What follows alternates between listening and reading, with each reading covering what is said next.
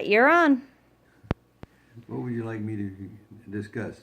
How we got the football? Sure, yeah. Well, during World War II, when I was in boot camp, I had a friend that I met who became like a brother that I never had. There's many things we did together.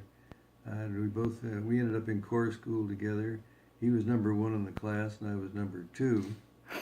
And our relationship went on spending liberties together, etc. Then, when we became doctors, and I was in medical school, David was 2 years ahead of me, and was interning at Geisinger Memorial Hospital. He used to come down and see us in Philadelphia and stay over the weekends with us.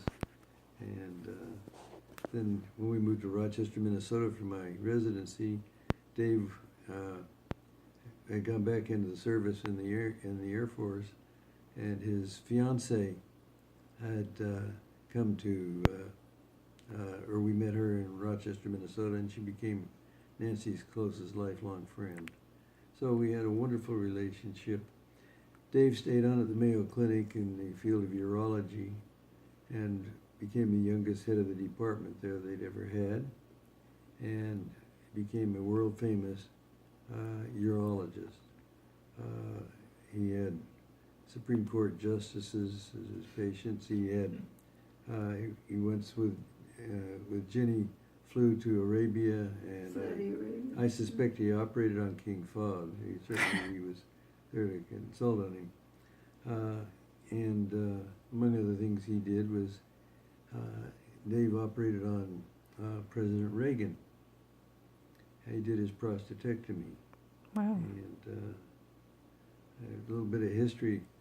When I saw Dave after this, I said to him, Dave, I've known you for a long time, but I have to ask you a question. I said, when you took your surgical team back to Bethesda, Maryland, and you got into that operating room, and I said, and you sat down in that operating chair, and you came eye to eye with the presidential penis, I said, didn't you have just a little sweat on your brow? Wasn't the hair on the back of your neck curling up just a little bit?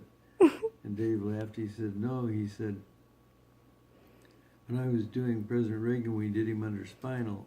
And he said he was telling jokes. He said I was laughing so hard I could hardly do the operation. Well, among other things, Dave became one of the regents of the American College of Surgeons. I was on the Board of Governors, and we would meet annually at various parts of the United States. And once we met in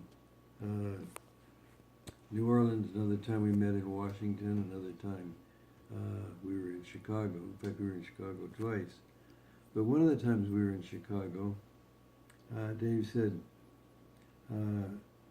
tonight we're going to go over to Sid Luckman's. And I said, not the Sid Luckman. And he said, yeah. I said,